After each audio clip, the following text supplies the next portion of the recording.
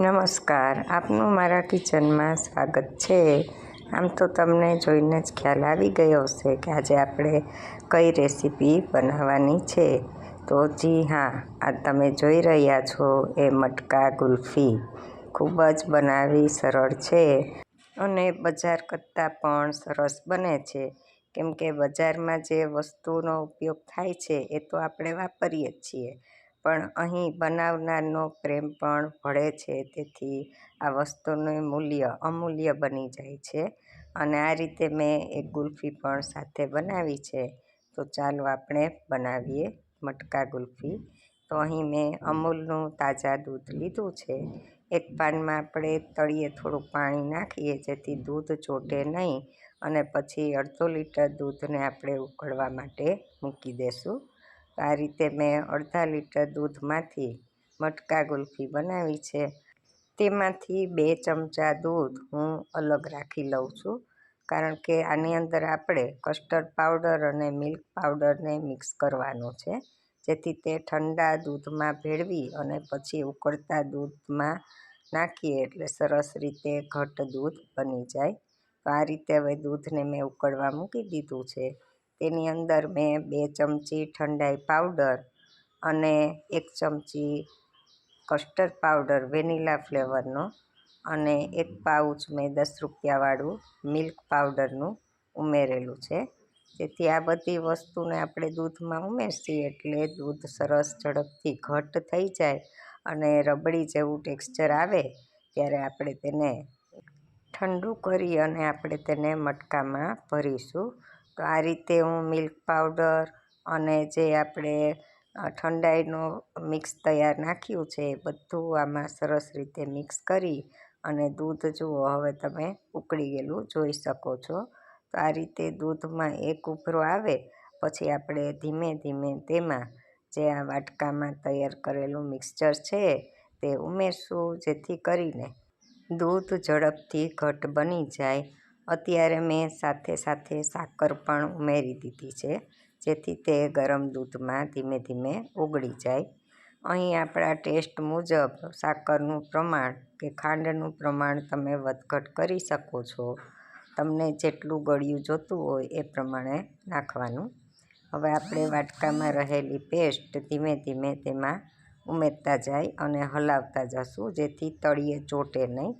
તો અહીં એક વાત ખાસ ધ્યાન રાખવાની કે મિક્સચર એકસાથે નથી ઉમેરી દેવાનું, થોડું થોડું ઉમેરતા જવાનું અને ધીમે ધીમે હલાવતા જવાનું, જેથી કરીને કોઈ ગાંઠા પણ નહીં પડે અને સરસ રીતે બધું મિક્સચર છે એ દૂધમાં એકરસ થઈ અને ભળી જશે।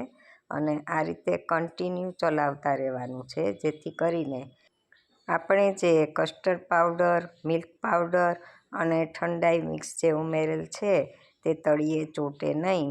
અને આ રીતે ધીમે ધીમે ચલાવશો એટલે થોડી જ વારમાં દૂધ એકદમ સરસ ઘટ્ટ બની જશે। તમે જોઈ શકો છો કે આ રીતે ચમચામાં પણ જુઓ તળિયામાં દેખાય જ છે કે દૂધ કેટલું ઘટ્ટ બની ગયું છે।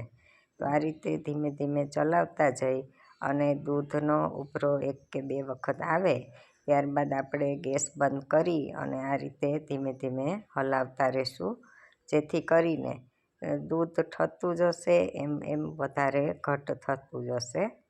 તો તમે જોઈ શકો છો કે હજી આપણે 1 કે 2 ઉભરા આવે ત્યાં સુધી આપણે તેને કન્ટિન્યુઅસ ચલાવશું અને દૂધ ધીમે ધીમે ઘટ્ટ પણ થવા લાગ્યું છે। તો તમે જુઓ કેટલો સરસ એનો કલર પણ આવી ગયો છે, કેમ કે ઠંડાઈ પાવડરમાં આપણે કાજુ બદામનો પાવડર ઉમેરેલો છે, ત્યારબાદ કેસર પણ ઉમેરેલું છે અને કસ્ટર્ડ પાવડરનો કલર પણ તેમાં મિક્સ થાય છે, જેથી કરીને લાઇટ યલો કલર આપણે દૂધનો ઘટ્ટ સરસ રીતે જોવા મળે છે। અને સાથે સાથે ઠંડાઈમાં એલચી પણ ભેળવેલ છે, જેથી એલચી પાવડરની સુગંધ પણ સરસ રીતે એમાં ભળી જશે। તો તમે જુઓ હવે કેટલું બધું દૂધ ઘટ્ટ થઈ ગયું છે, જુઓ આ ચમચાનો પાછળનો ભાગ જ કહી દે છે કે દૂધ કેટલું બધું ઘટ્ટ થઈ ગયું છે। તો આ રીતે તમે આંગળીથી ફેરવશો એટલે આખું લેયર તમને આંગળીનું જોવા મળશે। તો હવે આપણે ગેસને બંધ કરી દેશી અને તેને ધીમે ધીમે હલાવી અને ઠરવા દેશું। તો આપણું ગુલ્ફીનું મિક્સચર સરસ રીતે રેડી થઈ ગયું છે અને હવે આપણે તેને ગેસ ઉપરથી ઉતારી લીધું છે અને ધીમે ધીમે હલાવી અને ઠારી લેશું.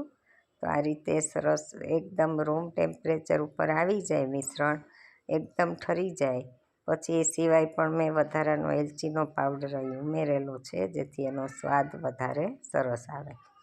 તો આ સરસ રીતે આપણું મિક્સચર બનીને તૈયાર છે, તમે જોઈ શકો છો. હવે એકદમ ઠરી ગયું છે એટલે હું આ મટકીમાં ભરી દઉં છું દૂધ અને ત્યારબાદ આપણે તેને ફ્રીઝરમાં સેટ કરવા માટે મૂકી દઈશું. તો આ રીતે દૂધ ભરી અને તેનું ઢાંકણ ઢાંકી દેસી જેથી તેમાં કોઈ પણ પ્રકારના ક્રિસ્ટલ જોવા મળે નહીં.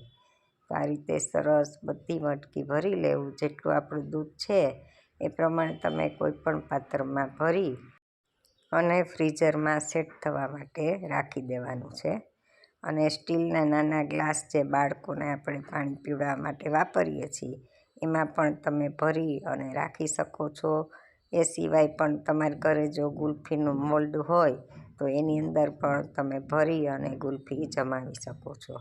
અહીં મેં આ નાનકડો એક સ્ટીલનો ગ્લાસ પણ લીધો છે અને એની અંદર આપણે દૂધ ભરી અને એ ગુલ્ફીના મોલ્ડમાં આપણે જમાવશું જેથી આ શેપમાં આપણે ગુલ્ફી મળી રહે. તો તમે અહીં કોઈ પણ પાત્રનો ઉપયોગ કરી અને ગુલ્ફીને સેટ કરી શકો છો. ત્યારબાદ આપણે બધાને ઢાંકણ ઢાંકી દઈશું. આ રીતે ઢાંકણ ઢાંકીને રાખવાથી તેની અંદર બરફના ક્રિસ્ટલ જામશે નહીં.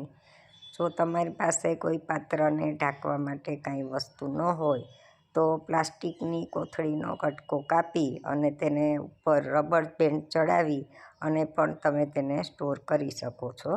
અને આ રીતે જે આપણે આવે છે એલ્યુમિનિયમ ફોઇલ, તે પણ તમે આ રીતે ફિટ કરી અને ઉપરથી સહેજ કાણું કરી અને હું ઉપરથી એક સળી રાખી દઉં છું જેથી ગુલ્ફીમાં તે સરસ રીતે સેટ થઈ જાય. એમને આપણે રાખીએ તો તે ઊભી ન રહે, પણ જો આ રીતે તમે રાખશો તો જ્યારે ગુલ્ફી આપણે કાઢશી ત્યારે સળી સહિત આપણે ગુલ્ફી મળી રહેશે. તો તમે જોઈ શકો છો કે મેં હવે ફ્રીઝરમાં બધી મટકી અને આ ગ્લાસને ગોઠવી દીધો છે અને ઓવરનાઇટ રાખી અને બીજા દિવસે આ રીતે મેં ગુલ્ફી કાઢી, સરસ રીતે જામી ગઈ હતી. રાત્રે હું ડ્રાયફ્રૂટ્સ મૂકતા ભૂલી ગઈ હતી એટલે મેં સવારે મટકી ખોલી અને બધામાં ડ્રાયફ્રૂટ્સની કતરણ પણ ઉમેરી દીધી અને પાછી ઢાંકણ બંધ કરી અને તેને જમાવવા માટે રાખી દીધી હતી. તો આ રીતે આપણી સરસ મજાની મટકા ગુલ્ફી ઘરેથી જ બની જાય છે. તો શા માટે આપણે બજારમાંથી લાવીને ખાવી જોઈએ અને ઘરની સરસ મજાની બધી શુદ્ધ વસ્તુઓનો ઉપયોગ કરી અને ઘરના સ્વાદ મુજબ અલગ અલગ ફ્લેવર સાથે તમે મટકા ગુલ્ફી બનાવી અને તૈયાર કરી શકો છો. અને ખૂબ જ ટેસ્ટી મટકા ગુલ્ફી આ રીતે આપણે બનાવી શકાય છે.